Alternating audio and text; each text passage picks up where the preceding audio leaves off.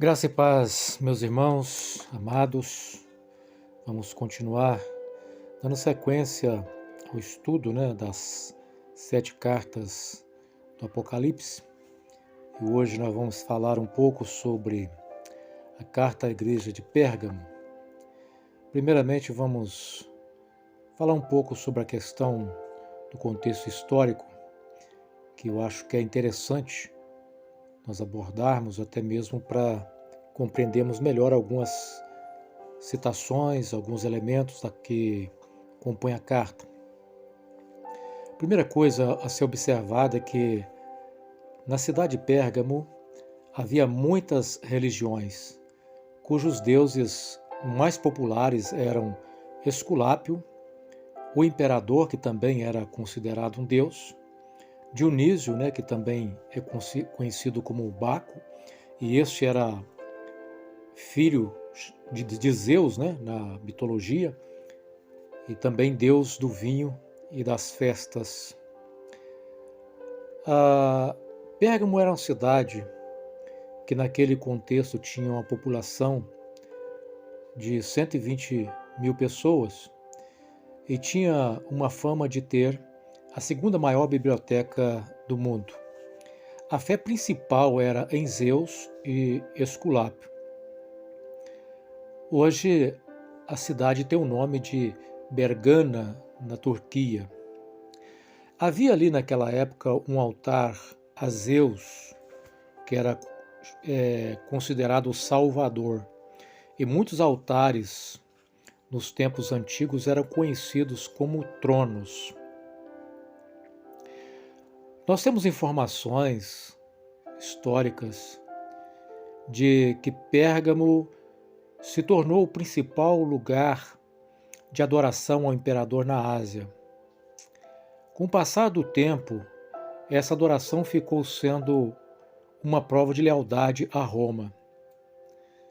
E é exatamente nesse contexto em que o culto ao imperador passa a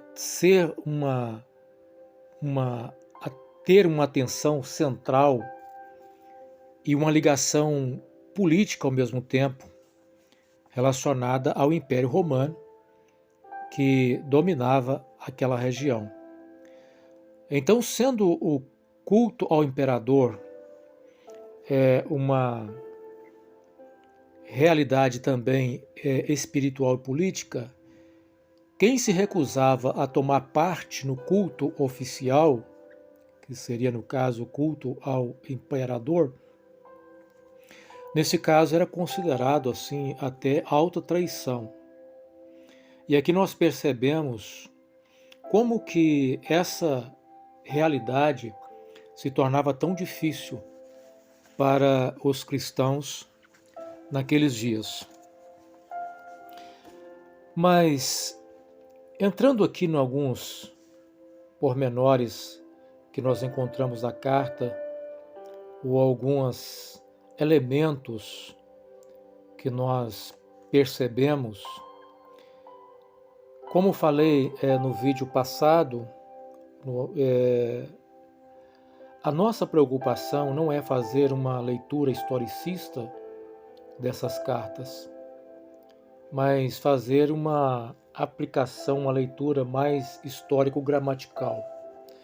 Portanto, nós não consideramos que as 7 cartas revelem 7 etapas ou 7 fases da igreja, da história da igreja, como querem os historicistas. E aqui, com todo respeito, claro, nós colocamos esse nosso posicionamento. Como não é a nossa intenção fazer uma leitura historicista, pouco importa para nós o significado do nome da cidade. O significado do nome é muito explorado pela escola historicista.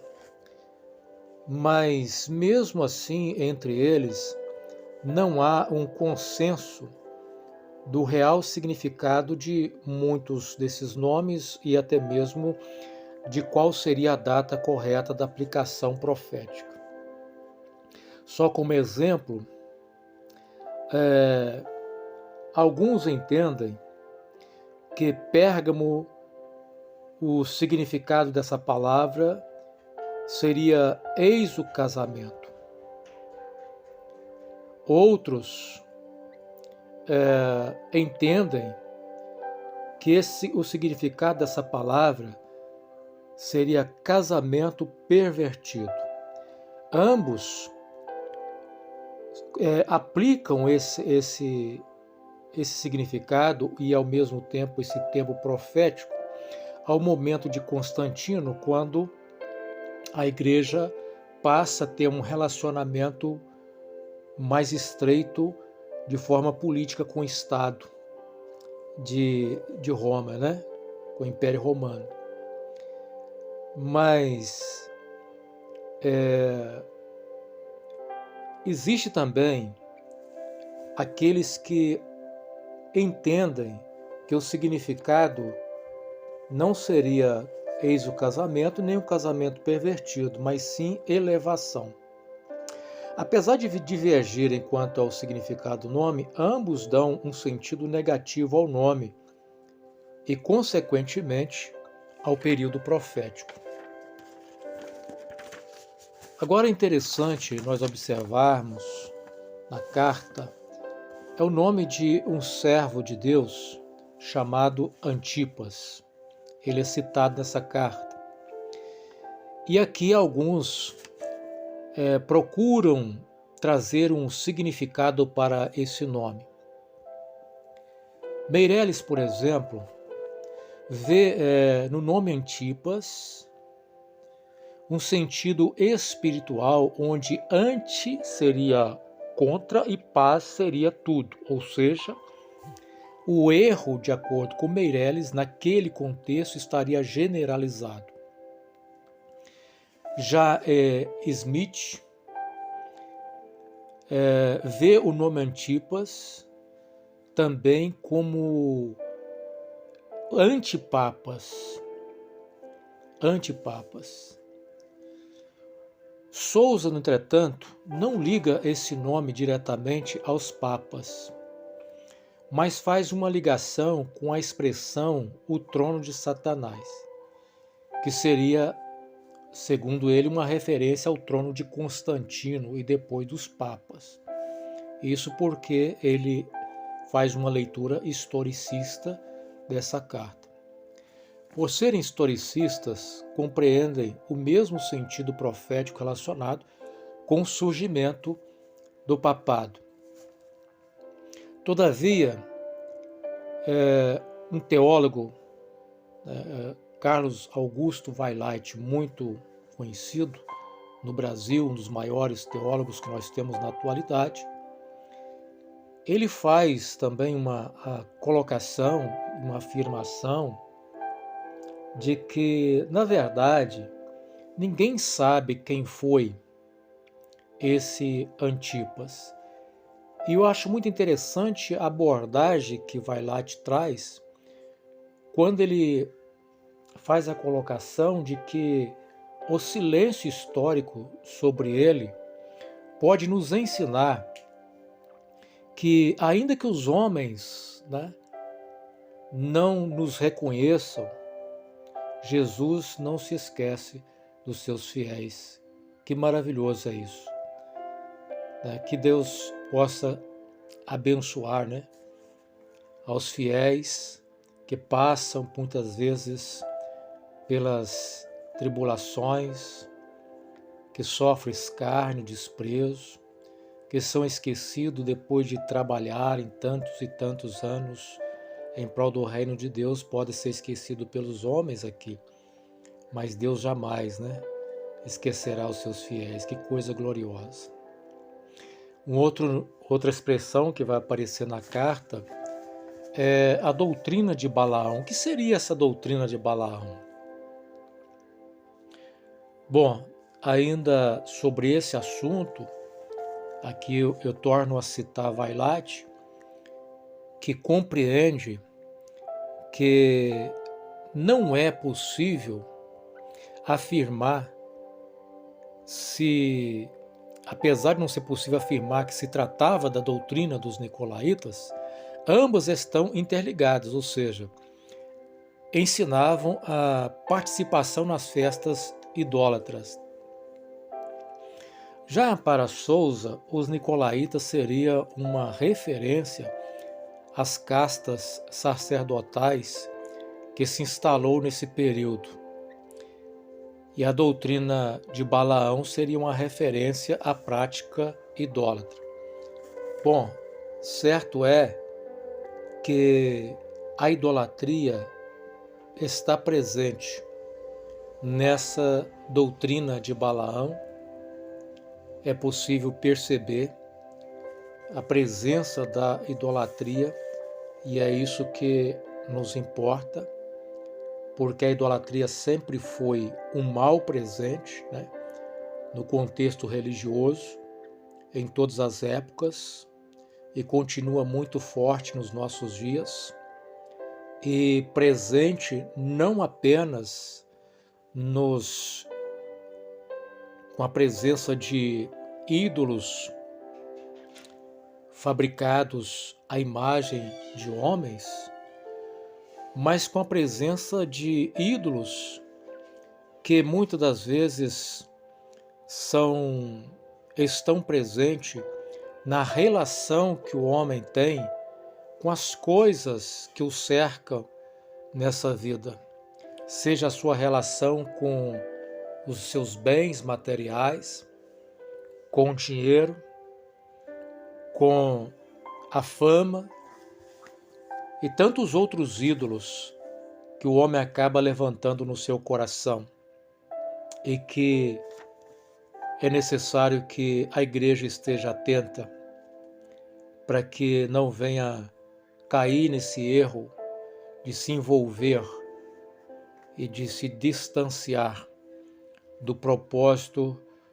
do verdadeiro evangelho. Uma expressão que também aparece na carta é: não negaste a minha fé.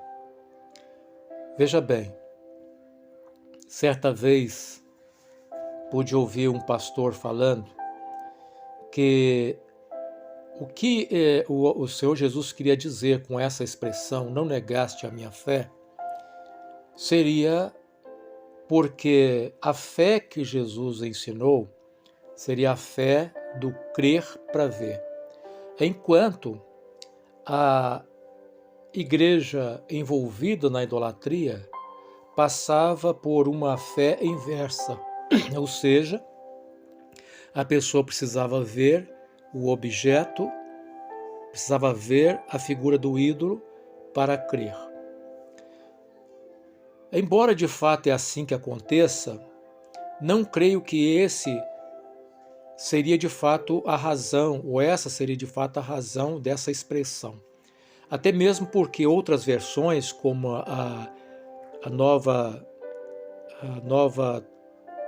versão transformadora, vai trazer essa expressão como não deixaram de crer em Jesus, né? Não perderam a fé em Jesus.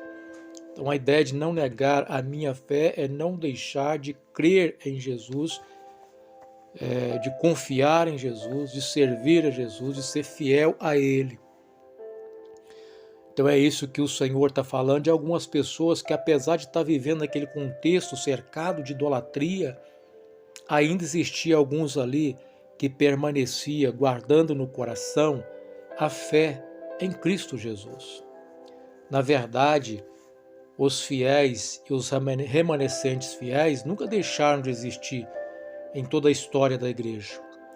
Seja no período mais negro da história da igreja, ainda assim, os remanescentes fiéis lá estavam, guardando a fé no seu Salvador.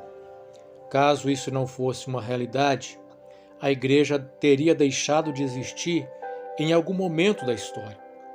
Mas a igreja nunca deixou de existir, até mesmo porque o Senhor Jesus disse que as portas do inferno não prevaleceriam contra a igreja. A igreja foi criada e ela foi destinada à vitória. E a igreja de Jesus é uma igreja vitoriosa. Bom, ainda Sousa vai falar sobre que no período de Esmirna, para Sousa representava um período profético que começou, na verdade, em Éfeso, com a morte de Estevão, e sendo ele o primeiro mártir cristão, e terminou em Pérgamo com a morte de Antipas. Então aqui Sousa faz essa relação, né, entre o martírio de Estevão e a morte de Antipas, porque ele vê na sua leitura historicista o período de Esmirna como a era da perseguição. E, portanto, na história da igreja, essa era da perseguição, essa era da Esmirna, esse período de Esmirna, terminaria com a morte de Antipas. Entretanto, os mártires continuaram ao longo da história. Se nós formos olhar nos dias atuais, quantos cristãos foram e estão sendo mortos por serem cristãos em países onde não há liberdade religiosa? Às vezes, poucas informações se dão a respeito dessas coisas, porque não há muito interesse da mídia secular divulgar esses acontecimentos. Mas aqueles que estão envolvidos nas missões, eles sim têm acompanhado de perto o sofrimento de muitos irmãos que têm e que continuam sendo martirizados por sua fé em Cristo. Bom, na fala de Sousa, ele continua ainda destacando, e aqui eu quero abrir uma aspas para a fala de Sousa, e ele diz assim: isto é que se chama o profético. Quando ele diz, fecha aspas, quando ele diz isso que chama o profético, ele estava relacionando essa fala com aquilo que ele acabara de dizer e de afirmar, que o período de Esmirna começava com a morte de Estevão e encerrava com a morte de Antipas. Outra questão que Sousa coloca é que a parábola que aponta para esse período é o do grão de mostarda. E ele sempre vai fazer uma junção entre as 7 parábolas contadas por Jesus em Mateus 3 com as 7 cartas do Apocalipse. E na visão de Sousa, a parábola do grão de mostarda tem uma correlação com a carta à igreja de Pérgamo, e que a expressão que encontramos na parábola, o campo, nessa parábola, seria o campo dos interesses religiosos do homem. E aí, na fala de Sousa, ele deixa claro que a fé, segundo o seu entendimento, passou a ser teórica, ou seja, teológica, intelectual e filosófica. E que os desvios doutrinários causados por influências da especulação filosófica seria então a causa de uma resistência em alguns grupos pelo estudo teológico. Ou seja, os desvios doutrinários causados pela influência filosófica, na verdade, causou uma resistência em alguns grupos com relação ao estudo teológico. Entre esses, o grupo do qual Sousa faz parte, que não vê na teologia algo de bom, pelo contrário, enxerga na teologia algo ruim. E esses grupos acabam por preferirem uma interpretação baseada na experiência sobrenatural, o que eles chamam de revelação. No caso de alguns grupos, esta revelação seria conhecida também como uma interpretação além da letra. Todavia, essa experiência não é nova, muito menos isenta de uma influência filosófica. Um destaque para um dos pais da igreja, chamado Orígenes, que usava o método alegórico de interpretação. Então, esse método alegórico de interpretação não é novo, é antigo. E o que nós vemos é que na experiência de Orígenes e no método que ele usava de interpretação alegórica, havia ali também uma influência também filosófica. Ele vai beber na água da filosofia grega para fazer esse tipo de interpretação. Então, o grande problema não se estaria de fato na questão da teologia. Muitos grupos considerados heréticos erraram grandemente sobre a influência de experiências espirituais. Então, isentar-se a igreja de uma interpretação teológica não dá uma proteção à igreja com relação aos possíveis erros doutrinários. Porque existe boa teologia, como existe também a má teologia. A expressão "em breve virei a ti", que também aparece na carta, alguns vão fazer uma aplicação dessa expressão à reforma religiosa, e especificamente na vida de Lutero, e Sousa faz essa aplicação. A expressão "vem a ti", no entanto, para um preterista, não é uma referência à segunda vinda de Cristo, mas uma vinda para juízo naquele tempo. Bom, embora eu não seja um preterista, eu concordo que, de fato, esse "venho a ti", nesse contexto, não está relacionado à segunda vinda, mas sim uma vinda de Deus em juízo naquele período. Na história da igreja, a história do homem, na verdade, é marcada por julgamentos divinos. Deus sempre levantou reinos para punir outros reinos. Guerras, pestes, fomes acontecem como parte do juízo de Deus sobre uma humanidade de coração endurecido para com a vontade de Deus. É assim que nós encontramos e que nós lemos o texto bíblico, onde nós percebemos o Deus soberano controlando a história, né, e conduzindo a história dentro daquilo que ele tem como propósito para levar o homem a um desfecho final, aonde os seus eleitos serão recolhidos, salvos para uma realidade superior a essa, e aqueles que recusarem a sua graça, que rejeitarem o bom ensino do Evangelho, sofrerão a punição eterna.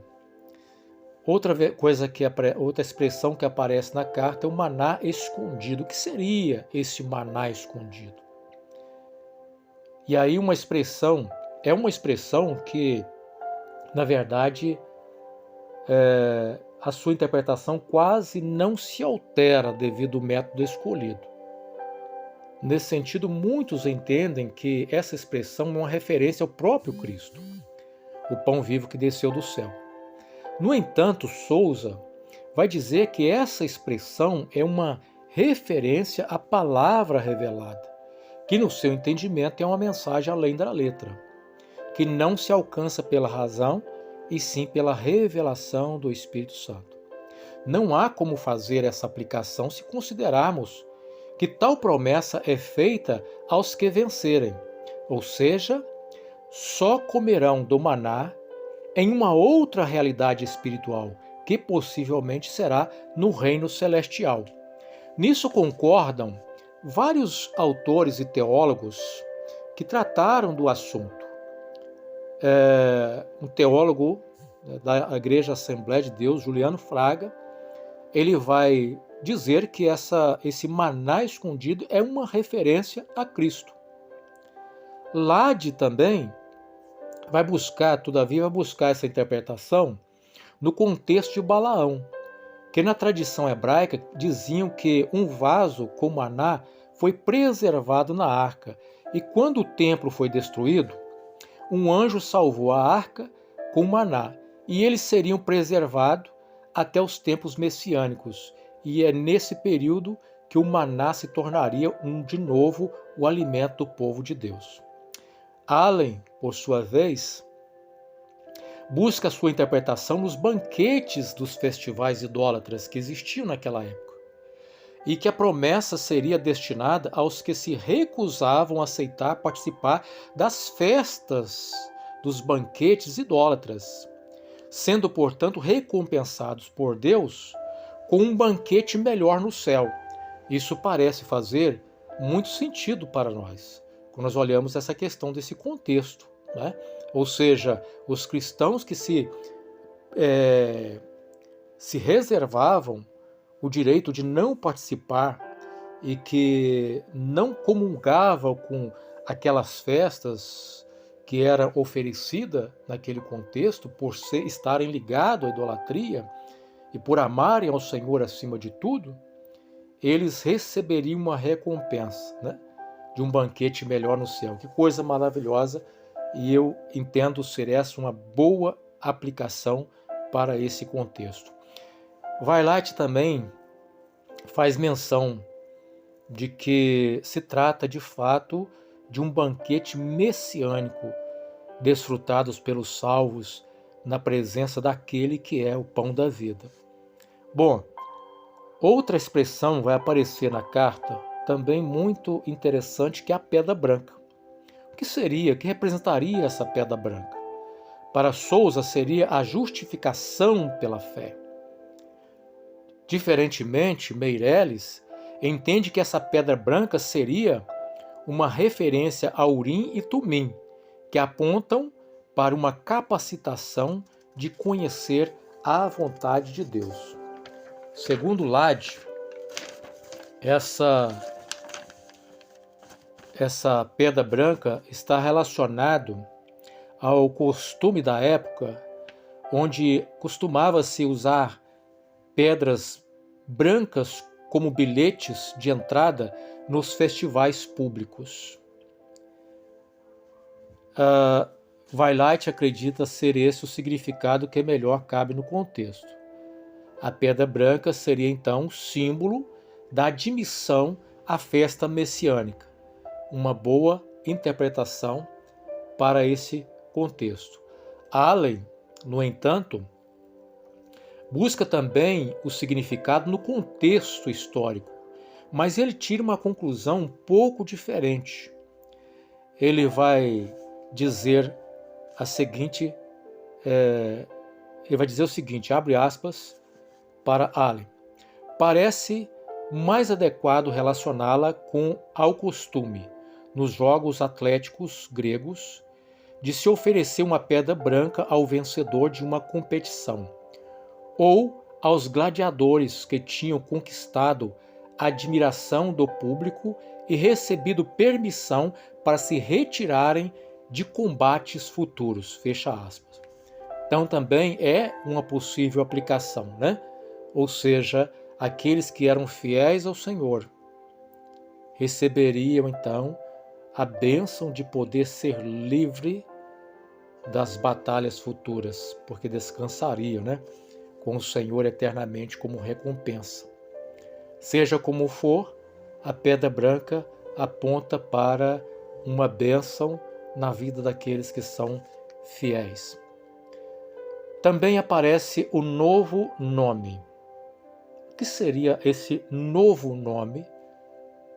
Para Sousa seria uma nova obra, nova manifestação do Espírito.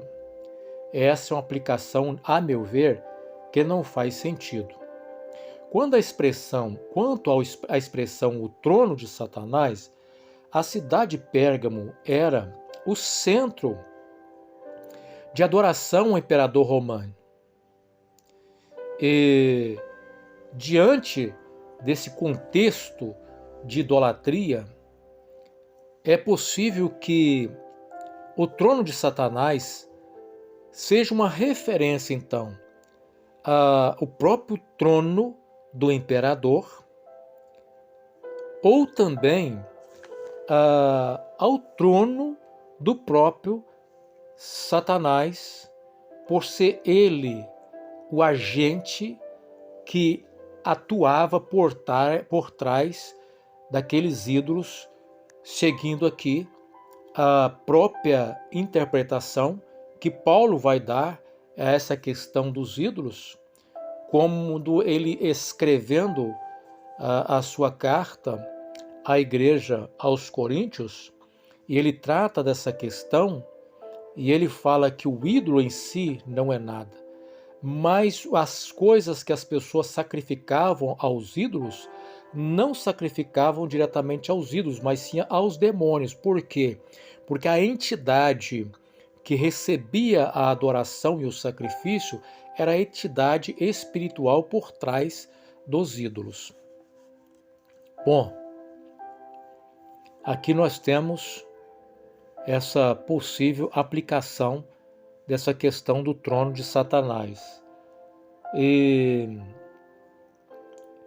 interessante que, segundo Lade, essa expressão pode estar relacionada a esse centro religioso onde havia um culto a Esculápio, o deus serpente das curas, pois seu símbolo lembra muito Satanás apresentado na Bíblia. Vamos lembrar que a figura da serpente ela é utilizada desde a primeira aparição de Satanás no contexto bíblico, lá no Jardim do Éden, né? E essa figura da serpente é usada em todo o contexto bíblico para apontar para Satanás. Sendo então Esculápio, deus serpente das curas, esse trono de Satanás também poderia ser uma referência, né, ao próprio Esculápio, ao culto oferecido a ele, mas pode também ser uma referência ao altar de Zeus, que também estava presente naquele contexto religioso. Mas é provável que João usasse essa frase porque Pérgamo era o centro do culto ao imperador. Bom, outra expressão que aparece na carta é venho a ti sem demora. E nesse contexto, segundo Ali, seria uma visitação judicial rápida. O mesmo vai defender Lade com relação a essa expressão. Abre aspas para Lade. Esta referência provavelmente não é a segunda vinda de Cristo, quando os verdadeiros crentes terão acesso à árvore da vida e receberão a coroa da vida, mas algum evento histórico que trará julgamento a toda a igreja. Quanto à doutrina de Balaão, nós já falamos lá atrás, que estão relacionadas às festas idólatras. Bom, o Senhor Jesus se apresenta nessa carta como aquele que tem a espada de dois gumes, mostrando que ele está pronto para executar juízo. E nós vamos ver no decorrer do desenrolar da carta que, apesar de todo elogio tecido ao pastor da igreja, ele comete uma falha, tolerar alguns ensinos heréticos no meio da igreja. E esse é o motivo da espada. O Senhor não vai aceitar isso. E que se não houvesse um conserto de fato, o Senhor traria juízo sobre aqueles que estavam andando em desobediência à palavra do Senhor. Isso é importante porque o próprio Senhor Jesus diz que nós seremos julgados pela palavra do Senhor. Nós encontramos essa fala de Jesus no Evangelho de João, no capítulo 12, no versículo 47 e 50. Diz assim: se alguém ouvir as minhas palavras e não as guarda, eu não julgo, porque eu não vim para julgar o mundo, e sim para salvá-lo. Quem me rejeita e não recebe as minhas palavras tem quem o julgue, a própria palavra que tenho proferido. Essa o julgará no último dia, porque eu não tenho falado por mim mesmo, mas o Pai que me enviou, esse me tem prescrito o que dizer e o que anunciar, e sei que o seu sei que o seu mandamento é a vida eterna. As coisas, pois, que eu falo, como o Pai me tem dito, assim falo. Então, a fala do Senhor Jesus aqui, falando da palavra que vai julgar o ser humano. Então, a palavra, de fato, é o que precisamos como regra para a nossa conduta. Todo ensino que sai fora daquilo que é a palavra de Deus, os líderes têm a responsabilidade de não deixar com que esses ensinos circulem dentro da igreja de forma livre. É preciso que haja, de fato, um cuidado nesse sentido, caso contrário, sofrerá algum tipo de correção da parte de Deus por serem responsáveis pela saúde espiritual da igreja. A palavra que salva vai ser a mesma que vai julgar, porque a ação da palavra de Deus é resgatar a alma, e ela tem o propósito de salvar o homem, mas também anuncia o juízo destinado aos incrédulos e desobedientes. Uma vez que seremos julgados pela palavra, então ela precisa estar no seio da igreja como uma regra de fé e não deve ser negligenciada. O Senhor também nos ensina que ela precisa ser manuseada como a palavra do amor de Deus, a palavra da graça de Deus, para mostrar que é certo e errado. Quando se combate uma doutrina herege, demonstra-se amor. O Senhor Jesus primeiro fez um elogio, mas faz uma crítica e chama ao arrependimento. O lugar onde você vive está o trono de Satanás. Ainda assim, você permanece leal ao meu nome. Ou seja, o lugar onde esse pastor vivia e a igreja vivia em meio à cultura politeísta daquela época. Naquela cidade havia vários deuses que eram cultuados e dois deles se destacam, a saber Zeus, que tinha um monumento de adoração, um altar a Zeus chamava atenção. Talvez esse seja o motivo, da expressão trono de Satanás. E outro deus, que era o Esculápio, considerado o deus da cura. Além disso, tinha um centro de adoração no imperador como romano, como já foi comentado anteriormente. As pessoas constantemente eram convocadas a prestar culto ao imperador romano e dizer que César era senhor. Isso para um cristão era algo impossível de proferir. Então, muitas das vezes, o cristão tinha que lidar com essas dificuldades. Outra coisa é o comércio, sempre ligado à questão religiosa. Pode-se imaginar, então, como isso era difícil para um viver cristão naquele contexto. Bom, o ambiente como aquele, muitas das vezes, era hostil aos cristãos. E apesar disso, aquele servo permanecia fiel. Outra possibilidade do trono de Satanás ser o próprio imperador, Nós já falamos sobre isso. A maturidade é fundamental para convivermos em um mundo mau. Conviver com idólatras, com pagãos, com todos e não nos contaminarmos. E nós temos exemplo disso na pessoa de Daniel, que viveu na Babilônia e que foi um exemplo de que é possível viver num ambiente assim e ser fiel ao Deus vivo. E Daniel foi muito abençoado por Deus por manter-se fiel. Uma fiel testemunha foi martirizada por talvez pregar contra ou rejeitar a prática da adoração ao imperador. E nós falamos dele lá no início, foi Antipas. Ele foi martirizado por amar Jesus e por não sucumbir às práticas que eram comuns naquela cidade. Inclusive, a tradição fala que na morte dele, eles o colocaram dentro de um touro de metal e ele foi queimado. Bom, a carta registra os erros daquela igreja e Deus a corrige. Contudo, tenho contra você algumas queixas, diz o Senhor Jesus. Você tolera em seu meio pessoas cujo culto é semelhante ao de Baal e que mostrou Balaque como fazer o povo de Israel tropeçar. E ele os instigou a comer alimentos oferecidos a ídolos e a prática a imoralidade sexual. Então, vejam bem, algumas pessoas estavam fazendo exatamente algo que era semelhante à prática de Balaão.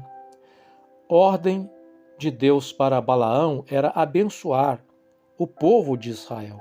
Entretanto, por interesses financeiros, em vez de abençoar o povo, ele tinha a palavra de tropeço.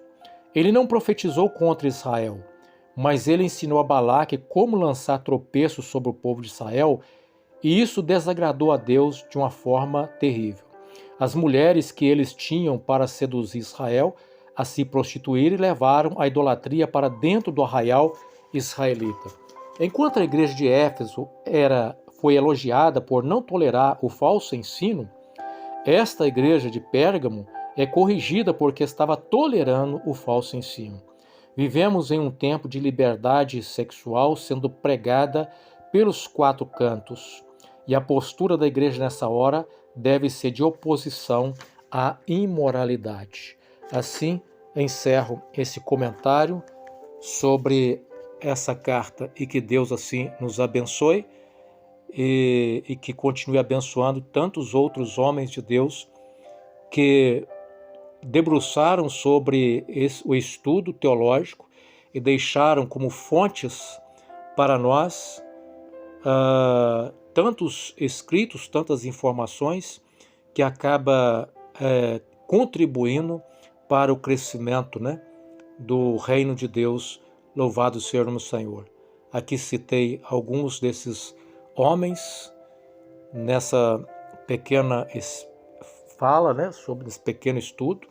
Que Deus continue abençoando tantos homens de Deus, fazendo com que novas mentes surjam para buscar compreender as verdades bíblicas e, pela graça de Deus, transmiti-las de uma forma mais clara, a alcançar não somente os níveis mais intelectuais, mas também os níveis de todos os cristãos, dos mais simples, aos mais cultos.